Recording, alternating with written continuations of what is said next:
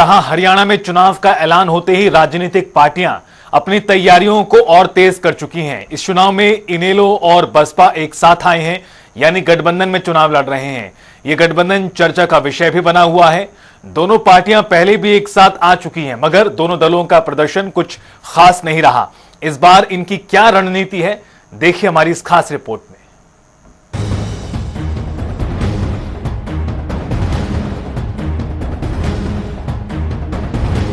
हरियाणा में सभी राजनीतिक पार्टियां विधानसभा चुनाव की तैयारियों में जुट गई है।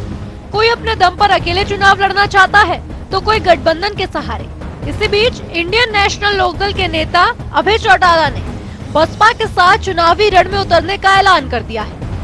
वे पहले भी बीएसपी के साथ प्रदेश में चुनाव लड़ चुके हैं। इन दोनों दलों के प्रदर्शन की बात करें तो रिकॉर्ड बताते हैं कि फरीदाबाद, पलवल में कुछ सीटों पर बीएसपी का तो कुछ पर आईएनएलडी ने बेहतर प्रदर्शन किया है।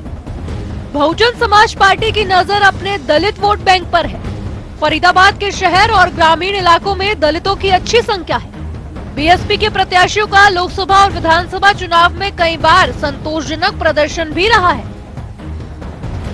पार्टी अपनी उपस्थिति मजबूत करने के लिए अंदर खाने जुट गई है, मगर गठबंधन के बावजूद दोनों दलों की राह इतनी आसान भी नहीं है कि चुनाव में ज्यादा सीटें जीत सके।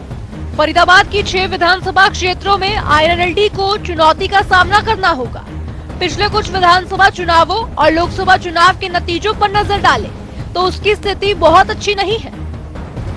कई चुनावों में उसका ग्राफ नीचे रहा है। पिछले 4 हरियाणा विधानसभा चुनावों में बीएसपी का प्रदर्शन कोई खासा नहीं रहा है। अगर पिछले 4 हरियाणा विधानसभा चुनाव में बीएसपी के प्रदर्शन की ओर नजर डालें तो 2005 विधानसभा चुनाव में कुल 84 सीटों पर चुनाव लड़ा, जिसमें से 1 सीट जीती। कुल वोट प्रतिशत 3.22 रहा। 2009 में 86 सीटों पर चुनाव लड़ा और 1 सीट जीती और कुल वोट प्रतिशत 6.73 रहा। 2014 विधानसभा में 87 सीटों पर चुनाव लड़ा, 1 सीट जीते, 4.37 कुल वोट प्रतिशत रहा। 2019 विधानसभा चुनाव में 87 सीटों पर चुनाव लड़ा और 0 सीट हासिल की और वोट प्रतिशत रहा 4.14। इन आंकड़ों से आप अनुमान लगा सकते हैं कि आईएनएलडी बीएसपी गठबंधन का प्रदर्शन कैसा रहने वाला है। ये दोनों फैसले चुनाव में कितना असर डालेंगे। इन दोनों घटनाक्रमों से बीजेपी कांग्रेस का कोई लेना देना नहीं है, और क्या इनकी सियासत पर आईएनएलडी बीएसपी गठबंधन कोई बड़ा असर डालेगा, इस पर भी एक नजर डाल लेते हैं। बसपा की जड़ें उत्तर प्रदेश में ही अब तक जमी है, मगर यूपी में मायावती की पार्टी के पास विधानसभा में 1 सीट है और लोकसभा में 1 भी सीट नहीं है। 2024 के लोकसभा चुनाव के नतीजे कहते हैं कि बसपा अपने सबसे बुरे दौर से गुजर रही है, और कुछ ऐसा ही हाल चौटाला की पार्टी आईएनएलडी का भी है। हरियाणा विधानसभा में आईएनएलडी की 1 सीट है और लोकसभा में 1 भी नहीं। हरियाणा चुनाव से पहले दोनों पार्टियां एक बार फिर साथ आई हैं। बीएसपी के नेशनल कोऑर्डिनेटर आकाश आनंद पहले ही ऐलान कर चुके हैं कि 90 में से 37 सीटों पर बीएसपी चुनाव लड़ेगी और बाकी पर आईएनएलडी। बीएसपी की राष्ट्रीय अध्यक्ष व पूर्व मुख्यमंत्री उत्तर प्रदेश व पूर्व सांसद जो मेरी मार्गदर्शक भी है, उनका सम्मान करते हुए उनकी तरफ से ये अवगत कराना चाहता हूं कि दिल्ली में दिनांक 6 जुलाई को बहन जी व श्री अभय चौटाला जी की हरियाणा प्रदेश में होने वाले विधानसभा आम चुनाव में बीएसपी व एनएलओ गठबंधन को लेकर काफी विस्तार से बातचीत हुई थी, जिसमें उसी दिन सीटें भी तय कर दी गई थी, जिसमें से 90 में से 37 विधानसभा की सीटों पर बीएसपी व बाकी सभी सीटों पर एनएलओ मिलकर यहां चुनाव लड़ेंगे। और उस समय में वह मेरे साथ हमारे पिताजी श्री आनंद कुमार जी तथा श्री बेनीवाल जी भी मौजूद थे। उसकी ही आज चंडीगढ़ में संयुक्त प्रेस कॉन्फ्रेंस में भी घोषणा करने के लिए यह प्रेस कॉन्फ्रेंस बुलाई गई है। और इस मामले में मैं मीडिया को ये भी अवगत कराना चाहता हूं, इस बने गठबंधन को बीएसपी की राष्ट्रीय अध्यक्ष बहन कुमारी मायावती जी का पूरा आशीर्वाद प्राप्त है और हम सभी को यह पूरी उम्मीद है कि यह बना गठबंधन हरियाणा प्रदेश में इस वर्ष होने वाले विधानसभा आम चुनाव में अपना बेहतर रिजल्ट लाएगा तथा अपनी सरकार भी जरूर बनाएगा और फिर सरकार बनने पर बहन जी के आशीर्वाद से वह गठबंधन की ओर से श्री अभय चौटाला जी को ही हरियाणा प्रदेश का मुख्यमंत्री बनाया जाएगा। आईएनएलडी नेता अभय चौटाला का कहना है कि यह गठबंधन किसी स्वार्थ पर आधारित नहीं है, बल्कि लोगों की भावनाओं को ध्यान में रखकर बनाया गया है। तो हमने हरियाणा के अंदर आपस में मिलकर के विधानसभा का चुनाव लड़ने का फैसला लिया है और मुझे पूर्ण उम्मीद है कि हम इस विधानसभा के चुनाव के अंदर लोगों की इच्छा के अनुरूप आज आम आदमी की भावना है कि भारतीय जनता पार्टी जो 10 साल से इस प्रदेश को लूट रही है उसको सत्ता से बाहर किया जाए और कांग्रेस पार्टी जिसने पहले 10 साल इस प्रदेश को लूटने का काम किया है उसको सत्ता से दूर रखा जाए। इसलिए हमने आपस में यह फैसला किया कि न केवल बहुजन समाज पार्टी और इंडियन नेशनल लोकदल पार्टी दोनों मिलकर के विधानसभा का चुनाव लड़े, बल्कि और अन्य जो हरियाणा के अंदर जिन्होंने अपने अपने राजनीतिक दल बना रखे हैं, जो भाजपा और कांग्रेस दोनों के अगेंस्ट है, दोनों के खिलाफ है, हम उन लोगों को भी अपने साथ लेकर के एक फ्रंट खड़ा करेंगे जिसमें लोगों का और ज्यादा विश्वास बढ़ेगा और आने वाले समय में गठबंधन की सरकार इस प्रदेश के अंदर बनेगी। इस बात का मुझे पूर्ण विश्वास और भरोसा है। हरियाणा में करीब 28% जाट आबादी है और करीब 20% दलित। दोनों को मिलाकर राज्य की करीब आधी जनसंख्या बनती है। यानी हरियाणा में दोनों समाज मिलकर भी और अकेले भी सरकार बनाने और बिगाड़ने की हैसियत रखते हैं। बीते लोकसभा चुनाव में ये दोनों वोट बैंक कांग्रेस के लिए वरदान साबित हुए।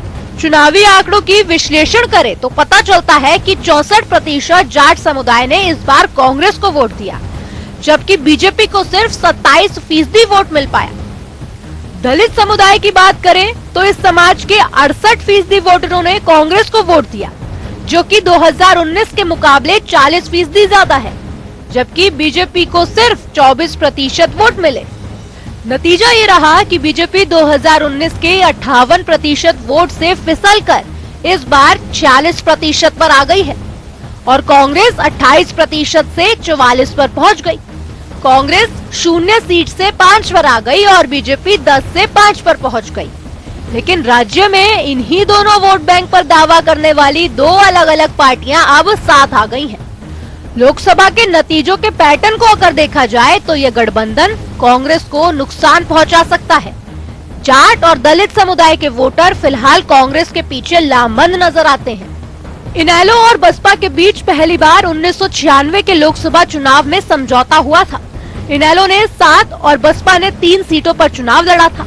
इस चुनाव में अंबाला सीट बसपा और कुरुक्षेत्र, हिसार, भिवानी और सिरसा सीट इनेलो ने जीती थी।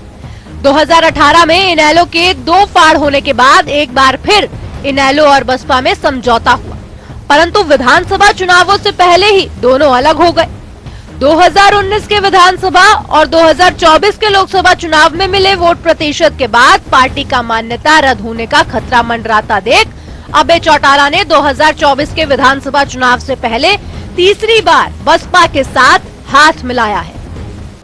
अब तीनों ने सत्ता चलाई है, सरकार चलाई है काफी लंबे समय तक, और अगर आप गांव-गांव में घूमेंगे और लोगों से बातचीत करेंगे तो आपको मालूम होगा कि किस तरह यहाँ पे लोगों में कितना गुस्सा और कितना आक्रोश है कि किस तरह उनकी बातें नहीं सुनी गई, किस तरह उनके लिए काम नहीं किया गया।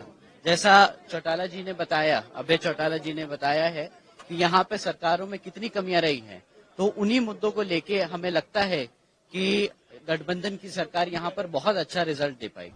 पिछले 4 दशक में बहुजन समाज पार्टी ने हरियाणा में अनेक चुनाव लड़े, लेकिन 1998 के बाद पार्टी का कोई भी उम्मीदवार संसद तक नहीं पहुंच पाया। 1998 में अमन नागरा बसपा के पहले और आखिरी निर्वाचित सांसद थे। कहा जाता है कि हाथी का पांव जमाने में अमन नागरा की अहम भूमिका थी। 8 चुनाव हारने के बाद उन्होंने अंबाला से भाजपा प्रत्याशी को हराकर जीत हासिल की थी। मायावती के मुंह मोड़ने के बाद अमन नागरा राजनीतिक हाशिए पर चले गए और इसके बाद बसपा का कोई प्रत्याशी लोकसभा चुनाव जीत नहीं पाया। प्रदेश में बसपा के अब तक 5 विधायक निर्वाचित हुए हैं। 2014 में टेकचंद शर्मा विधायक चुने गए थे। उसके बाद बसपा को किसी चुनाव में सफलता नहीं मिली। बात करें हरियाणा में बीएसपी के बार गठबंधन की, तो स्थिति ऐसी है। वर्ष 1998 में ओम प्रकाश चौटाला इनेलो, 2009 में कुलदीप बिश्नोई हजकां, 2018 अभय चौटाला इनेलो, 2019 दुष्यंत चौटाला जजपा, 2024 अभय चौटाला इनेलो।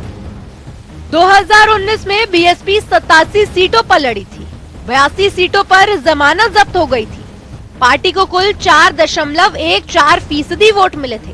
2014 में बीएसपी 1 सीट पर जीती थी। तब पार्टी 87 सीटों पर चुनाव लड़ रही थी। 81 पर जमानत जब्त हुई थी। पार्टी का वोट शेयर तब 4.37 रहा था। 2024 लोकसभा चुनाव में बीएसपी को सिर्फ 1.28% वोट मिले थे। तो वहीं इनेलो भी राज्य में लगातार कमजोर हुई है। पार्टी को लोकसभा चुनाव में 1.74% वोट मिले थे। राज्य की 10 लोकसभा सीटों में कांग्रेस और बीजेपी ने 5-5 पर जीत हासिल की थी। कभी राज्य की सत्ता पर काबिज रही इंडियन नेशनल लोकदल के सामने इस चुनाव में अपने अस्तित्व को बचाने की चुनौती है। पिछले चुनावों में सिर्फ अभय चौटाला ही जीत पाए थे। किसानों के मुद्दे पर इस्तीफा देने के बाद भी वह दोबारा लड़े थे। तब उन्हें थोड़ा संघर्ष करना पड़ा था, मगर वो चुनाव जीतने में सफल रहे। 2005 में इनेलो 89 सीटों पर लड़कर 9 सीटों पर जीती थी। उसे 26.77% वोट मिले थे। 2009 में इनेलो ने अच्छा प्रदर्शन किया था। राज्य में कांग्रेस की सत्ता बरकरार रही थी, लेकिन आईएनएलडी ने 88 सीटों पर लड़कर 31 सीटें जीत हासिल की थी। पार्टी को 25.79 वोट मिले थे। 2014 के चुनाव में पार्टी 88 सीटों पर लड़कर 19 सीटें जीती थी। उसे 24.11% वोट मिले थे, लेकिन दुष्यंत के जाने के बाद पार्टी कमजोर हो गई। आईएनएलडी बीएसपी गठबंधन कांग्रेस को कितना नुकसान और बीजेपी को कितना फायदा पहुंचाएगा, अगले कुछ महीनों में साफ जरूर हो जाएगा। मगर चुनावी मौसम में आईएनएलडी बीएसपी गठबंधन चर्चा का विषय जरूर बना रहेगा। स्पेशल डेस्क, जनता टीवी।